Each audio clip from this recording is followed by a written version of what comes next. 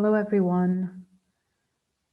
Welcome to this month Mindful Dentistry webinar.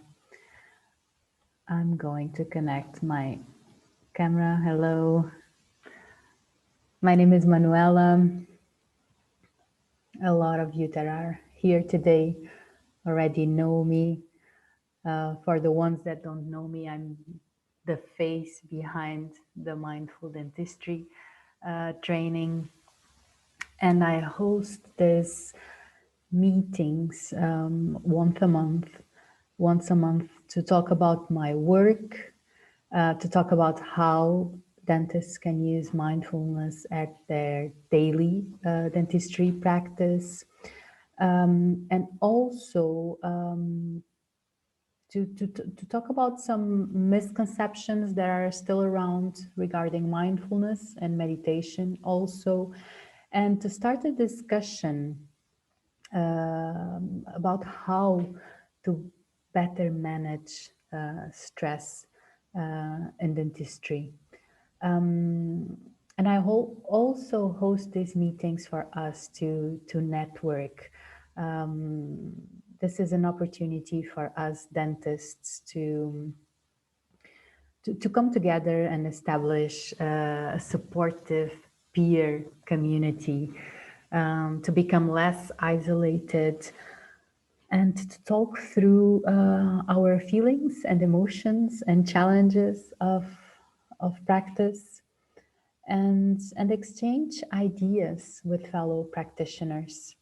So in my personal experience, an unexpected benefit from group courses or from this kind of webinars is that participants are able to connect with other dental professionals on a very human level. And this is good to alleviate emotional isolation and contributes also to stress reduction and building a support system of colleagues that are going through similar issues and similar experiences. So let's start. We have a lot to talk today, and today I'm going to talk about what exactly being a mindful dentist means and some of the things that dentists that practice mindfulness at their everyday dentistry practice do. So who knows, maybe you discover that you are already practicing some of these things, and that you are already practicing mindful dentistry. And feel free to leave a comment or a question in the chat here below anytime during my presentation. If I don't answer immediately, we are going to have time to answer all the questions in the end, and also in the end we're going to open for a conversation and to discuss all of these things that I'm going to talk about today. If you are watching this presentation not live, if you have any questions, or if you just want to reach out, please send me an email or contact me. I will be very happy to talk to you. So let's start, and let's start by the basic mindfulness. This is the official definition of mindfulness: the awareness that arises from paying attention on purpose in the present moment in a non-judgmental way. So mindfulness has three key elements: attention, intention, on purpose, and of course, present moment. For dentists, I always add compassion, and you will see why later. When I talk about being a mindful dentist, I talk about presence. I talk about a conscious presence. In short, mindfulness translates in this quality of being present and aware during our daily dentistry practice. So nowadays, we live and work in this very fast pace with all kinds of external stimulation, and we have an incredibly stressful job. So dentistry has been identified and well described as a highly stressful profession, and there are many studies to document that. The this stress, what causes is that we spend most of our time in fight-flight mode, and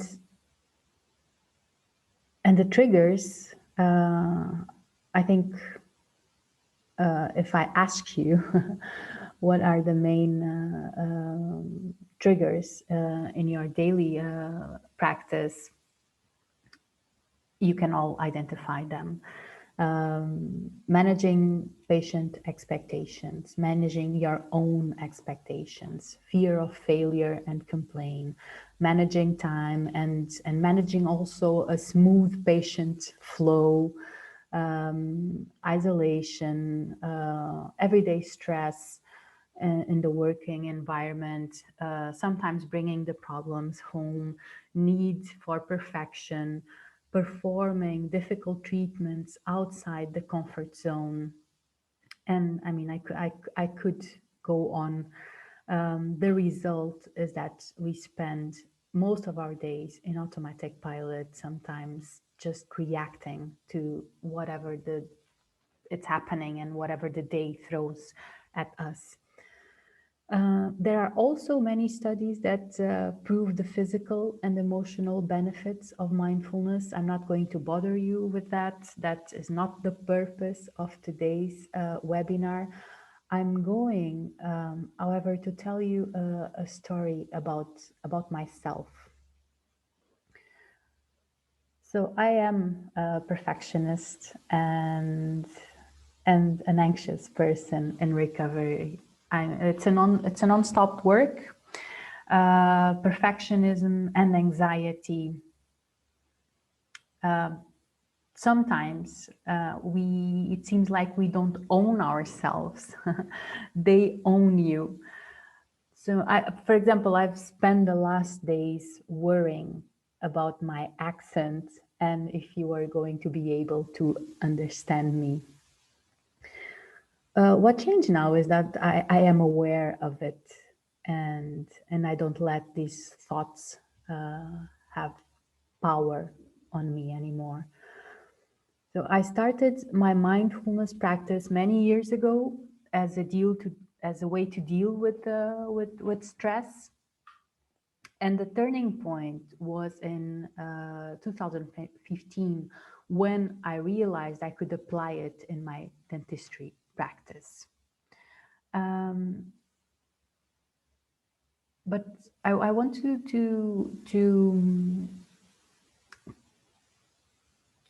talk about the before of 2015,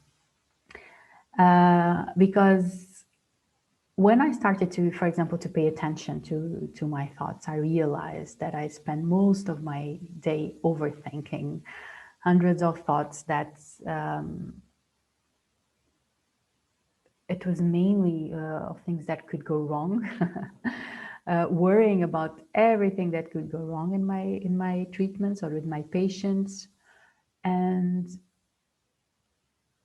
I didn't had much presence,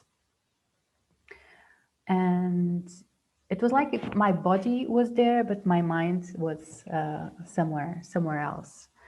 And I had this strong feeling that I was never a good enough professional. Always had to do one more course, always had to do one more graduation, and nothing wrong with that, of course.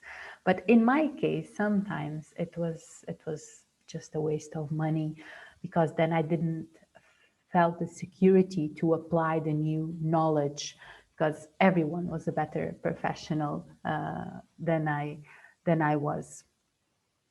And because of this anxiety and perfectionism, usually that brings also a low self-esteem and insecurity. And this has had physical effects. So 10 years ago, I had a Cushing syndrome, and my body was producing 10 times more cortisol than needed. So after my treatment, I felt that I needed to change something. So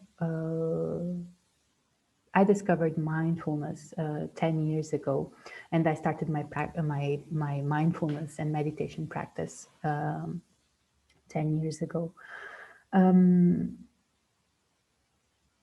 5 years ago, in 2015, I really started to apply it in my dentistry practice, and I felt a profound transformation in my work, in my life, and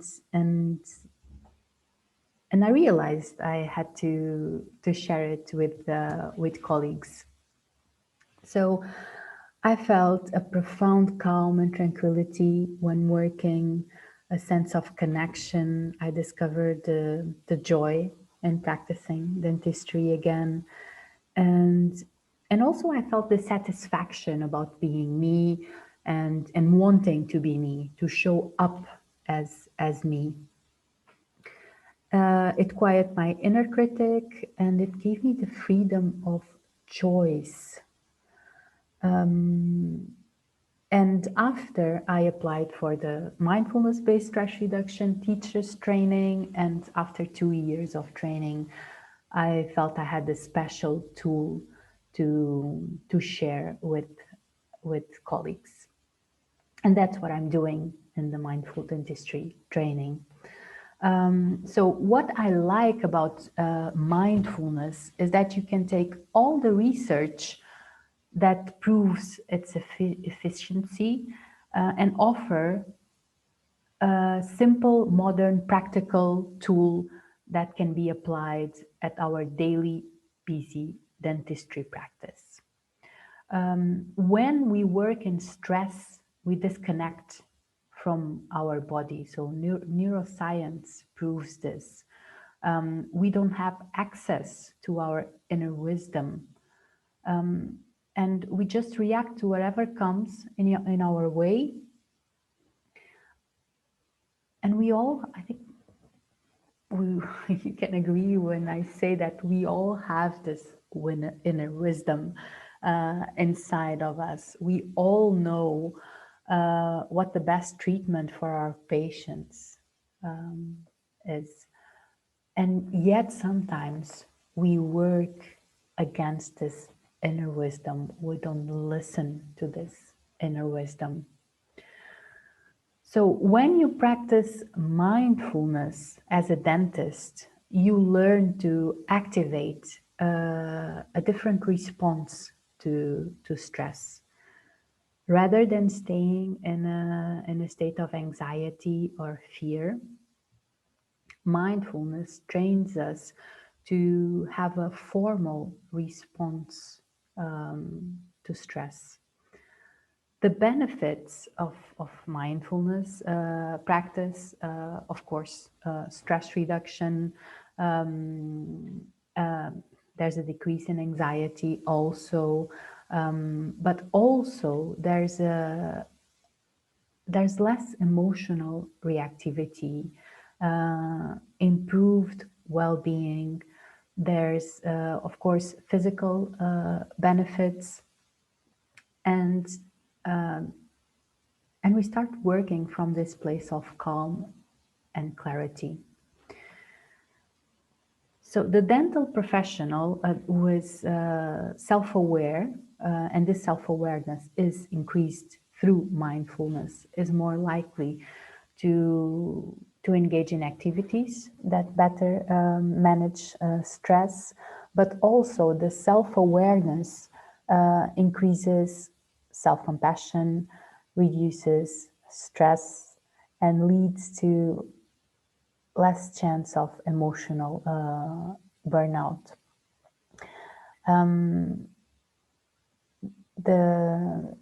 The other side and the other effect is that, of course, it raises performance and clarity.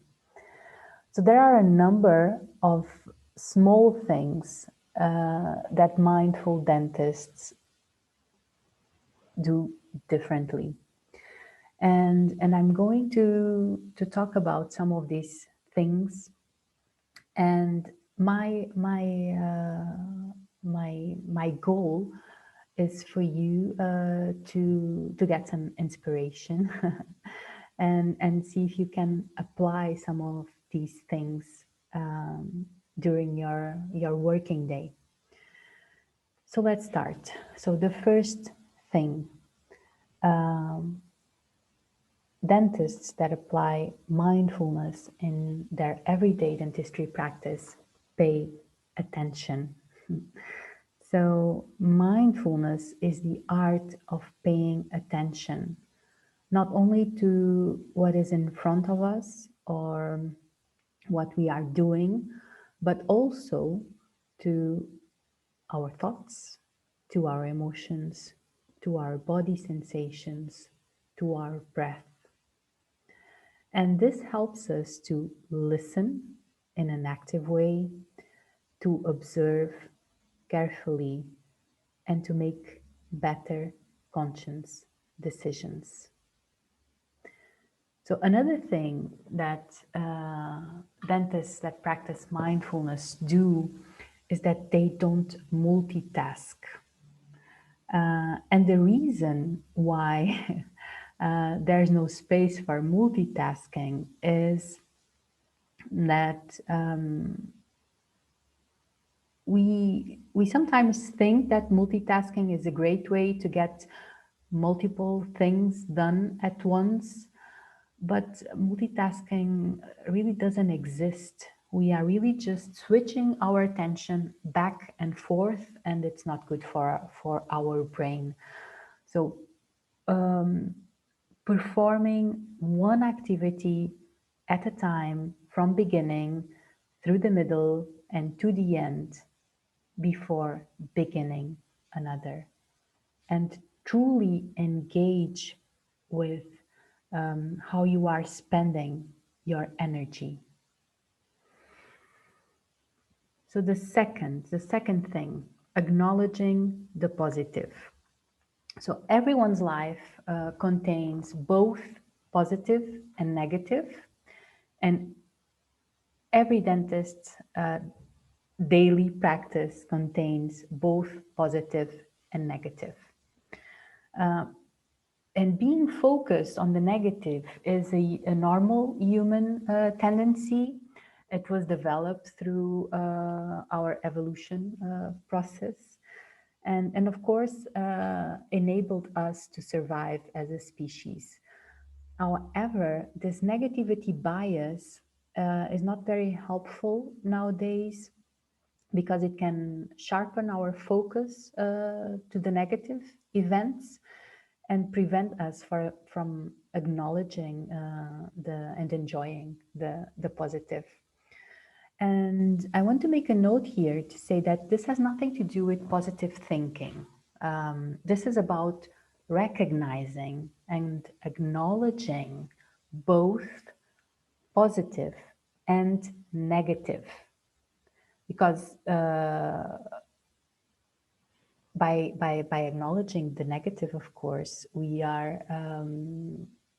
give ourselves a chance to learn from it. But by bringing this balance between the positive and the negative, we also bring balance to our self-critical brain. So we of course recognize and acknowledge the negative, failure. We can recognize failure as a learning opportunity. We can actually learn a lot through failure. and we acknowledge the positive and celebrate the accomplishments. So my suggestion is that every day at the clinic, look for one thing that you found pleasant, or that brought you joy or contentment. And this can be just a kind word from a patient. Celebrate that all the materials are working perfectly. Acknowledge a beautiful feeling, the perfect endo treatment.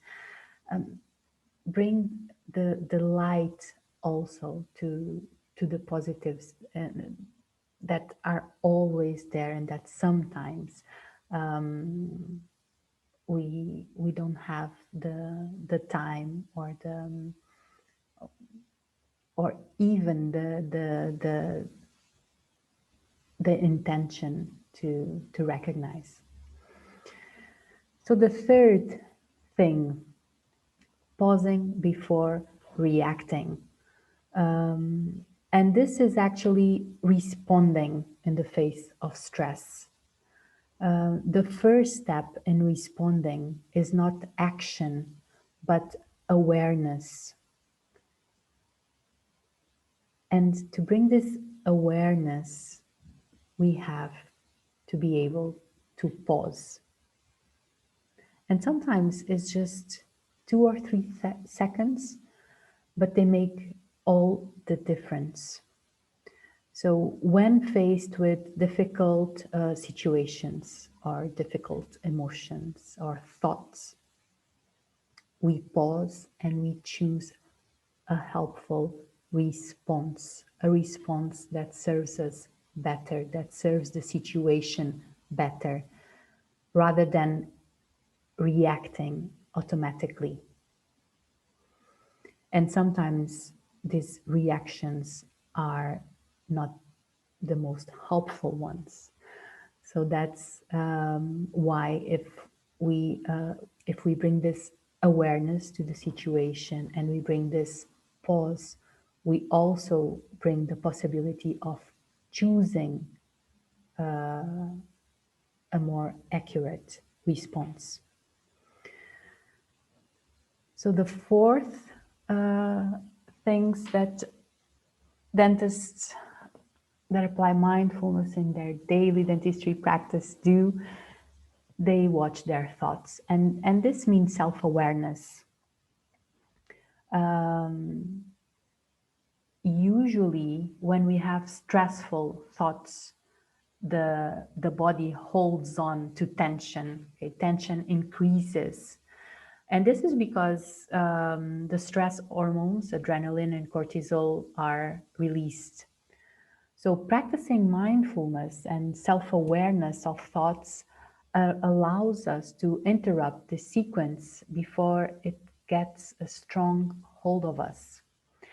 And I'm going to illustrate this with an example of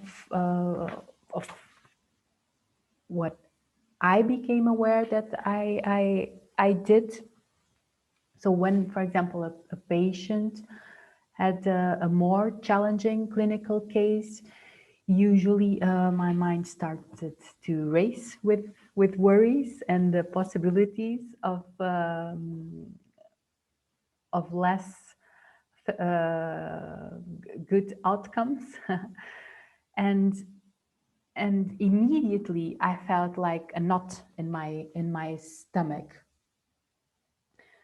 So what can you do where do you go from here? Usually there is two options. One is to follow the road and let your mind run free, not aware that will lead you to the usual spiral of anxiety and fear or worry, which then tends to make the knot in the stomach even bigger and stronger. And as we sense this knot, of course, our mind takes it as a danger, and we spiral even further down. And the second option is, yes, to apply mindfulness, is to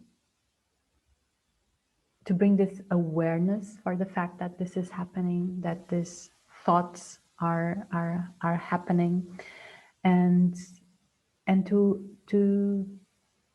interrupt them before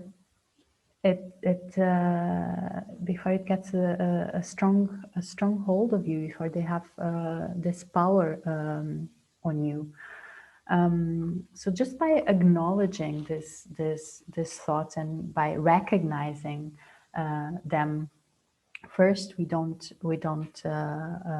let them run free, and second, we can ground ourselves into our body and remind ourselves of what we are doing, and and to start to continue our work from this place of groundness, from this place of calm and clarity, instead of continuing our work from a place of fear and worry.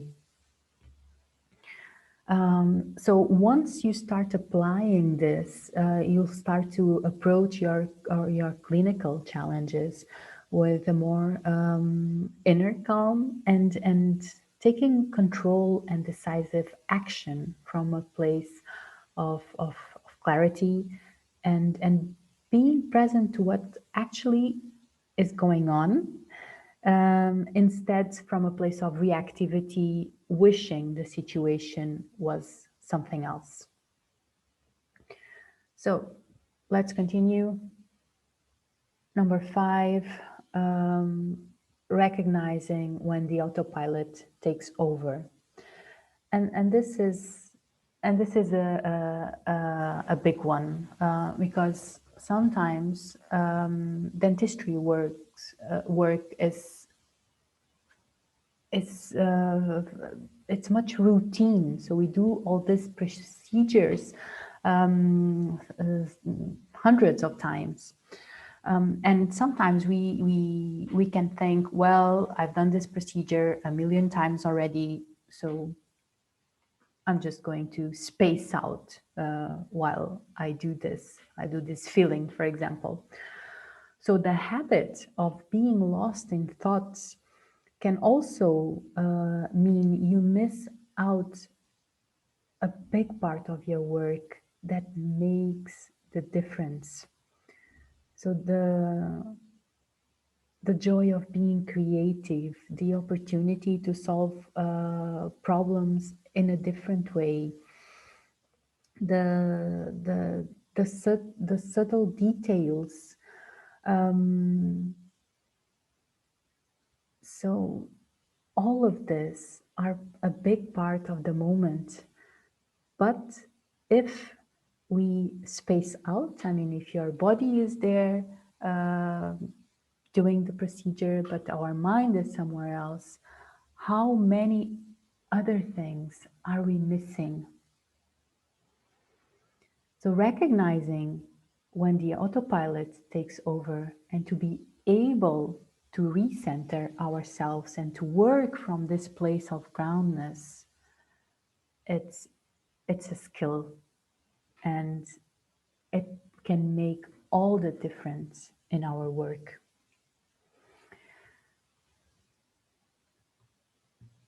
So another one, investing in our mental well-being and engaging in self-care. And this can be breathing exercises. This can be to start and develop a consistent meditation practice.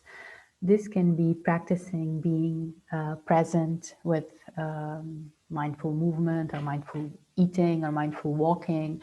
This can be positive self-talk. This can be exercise, engaging with others, having a gratitude journal, networking, hobbies, other interests. Our mind is our most precious possession. it makes sense to train it. It makes sense to take care of it. Just the same way as we take care of our body, we have to invest in taking care of our mental well-being. And of course, engaging in self-care is to make a point to take care of ourselves, to notice when we feel something is off, and to be able to intervene with purpose, whether that means taking a walk to clear our mind at lunch hour, for example, or to do a body scan meditation in order to bring a conscious relaxation to our body. So number 7, practicing self-compassion, learning how to rewire the self-critical brain is crucial in dentistry. We are sometimes we are not aware of it, sometimes we are, but our judgments can affect part of our life and a big part of our work, our relationships, our productivity, our creativity also. So this feeling of imperfection, it's a common experience among dentists. And for most of us, habits of self-judgment are quite persistent. If we can calm our inner critic, we can rewire our brain for deeper understanding, better performance, and deeper connections. So, and you can do this first, again, awareness. So, bringing recognition to the patterns of worrying and self-criticism, which usually generate more stress. And um, and after that, because the first step is always awareness, and then we can act. So after bringing recognition, learn to relate with yourself with more acceptance and kindness. Also, if we learn to balance our inner critic, this inner critic will be transformed in an inner guide, and we start trusting it. First, we start listening to it, and then we start trusting it, because sometimes we work against our intuition, and because several reasons. But when we do this, this usually leads to frustration. With mindfulness, we learn to recognize and to listen to this inner wisdom, to our intuition. And of course, we learn to follow it and to not work against it. So the last,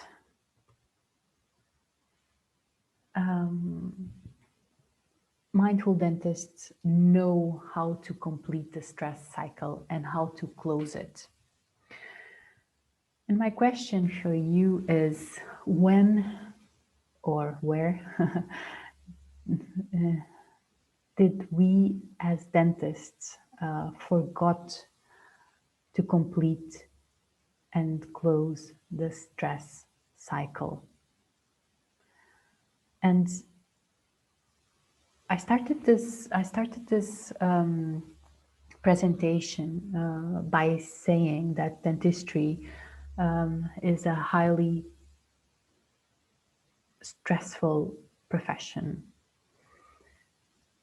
And I think that's common sense. I mean, everyone knows that. But if we go a little bit deeper on that, that means that dentistry creates many triggers, and often we spend most of our day in fight-flight mode, okay, in a chronic state of the sympathetic system overactivation. So what this means is that sometimes the action, the complementary action of the parasympathetic system is not enough. So bringing a conscious attention and intention to activate the parasympathetic system brings balance, brings equilibrium. So and how do we do that? How do we complete the stress cycle? And it's actually very simple. If the sympathetic system is overactivated, that means that we are going to be tense. Our muscles are going to be tense. We are going to be tense. So when we, in a conscious way, bring this intention for relaxation, body relaxation, muscle relaxation, there's a natural releasing, not only of our body, but also from our mind, from our critical thinking, from our creativity, our ability to collaborate and to solve problems. There's like an opening when we bring this relaxation, when we actually activate the parasympathetic nervous system, and we complete the stress cycle and we close the stress cycle. It's like there's an openness, not only from our body and our mind, and we start working from this place of releasing and openness. And this relaxation happens naturally, as if we direct a gentle awareness to the areas of tension in our body. And again, it all starts with awareness. First, we have to develop this skill of bringing awareness to our body sensations. So learning to release our tension through conscious relaxing is an important skill that brings our full intelligence and creativity. I'm going to talk about how we can do this during a working day, how we can, in a natural way, activate our calming response, which is our parasympathetic nervous system. So the first technique is through breathing. So the breath is the most direct way for us to activate the parasympathetic wing of the autonomous nervous system. And there's a very simple exercise that we can do during our working day, which is to do 5 or 6 deep inhales and long exhales. So 5 or 6 deep breaths. It's about 60 seconds, and 1 minute. It's all that takes. So we inhale deeply through our nose. We open our chest. We pause and hold for a second the breath, and then we exhale in a relaxed way. And we do this for 5 or 6 times. The second way is to, I already mentioned it, bringing this conscious relaxation, which also directly engages and activates the parasympathetic circuitry. And we just have to go to that tension point in our body to scan them and to intentionally relax them. So me, for example, I always relax my belly, relax my shoulders, relax my forehead, the space between my brows, the tongue, my jaw. And it's like this melting muscle into the chair where I'm seated. And this, of course, sends a message to the alarm centers in the brain that nothing is happening, that we are not under a threat, and that we can relax. So there's a third way, which is to go for a walk, to spend time outside, to observe nature, observe other people, observe buildings. There's another way also, which is bringing a smile to our face and to laugh. When we smile, we also send a direct message to the alarm centers in the brain that nothing is threatening us, that we are okay, we are not under any danger. So it has like a calming effect. And the last technique to calming our parasympathetic nervous system is through meditation. So meditation is key in regulating the mind-body connection. And so, yeah, one of the things that mindful dentists do differently is that they have a meditation practice, which can be formal and informal. Sorry. And what I mean by this is that you don't have to sit still for half an hour to meditate. There's several kinds of meditation. You can even meditate when you are walking. But okay, it's techniques, and it can be learned. So in conclusion, you cannot negotiate with stress in dentistry. By applying mindfulness at your everyday dentistry practice, you will promote body awareness, you will promote stress awareness, compassion, relaxation, and you will relax in a deep physical and mental level, and you will wake up with energy for you, for your patients, and you start working from this place of calm, from this place of groundness.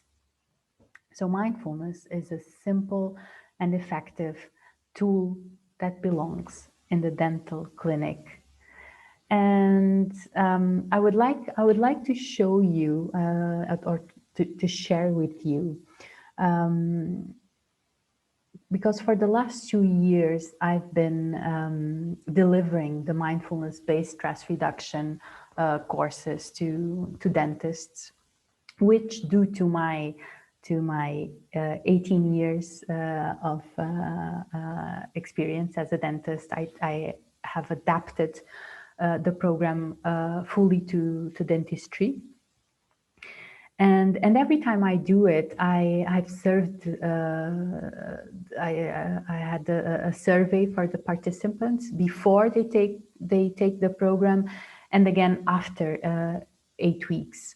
And I've been collecting many data and responses that is allowing me to do a research on this subject to publish. So here I would like to share with you an example of one of the responses from one of the courses. So in the first graphic, you have the before answer from one of the questions. In this case, I am satisfied with my job. And as you can see, I have 37.5% that disagree, so they are not satisfied, and 12.5% that are neutral. That are on that middle path, if they don't know if they are satisfied or not satisfied with their dentistry practice. 8 weeks after, you can see on the left, after the course of mindful dentistry, I have no one saying that they disagree or they are neutral. Everyone is satisfied, 62.5%, and the number of people that strongly agree, that are strongly satisfied, also is bigger. So what I want to share with you, it actually works. Applying mindfulness at your dentistry practice, at your daily busy dentistry practice, it works. It has results, and it has benefits for you as a professional, for your patients, which will also benefit from it, and even for your business. So if you want to try it for yourself, if you want to feel the benefits, go to my website, mindfuldentistrytraining.com. There is I have all the information about the training there, or you can send me an email, reach out. I have a one-to-one discovery session where we can talk about everything, and you can see if this is something for you to apply or not. And please reach out if you want to know more, or if you think I can help you in some way. So now I'm going to stop recording, and we are going to talk about all of this, and I'm going to answer all your questions. The questions, if there are any questions from the persons who are watching this webinar recorded, please feel free to reach out. And if you want to know more, if you have any question, I will be very happy to answer all the questions. And if you are watching this later, and if you want to join the Mindful Dentistry community, I host this 1-hour webinars monthly as a way for us to create this safe space where we can talk about the challenges and emotions that come with the job. And that's why I stopped recording here. And then after this, we have a private talk for us to be able to express all our challenges and all our difficulties and joys, of course, also. So you are very welcome to join us next time live. And thank you so much for watching, and take good care of you.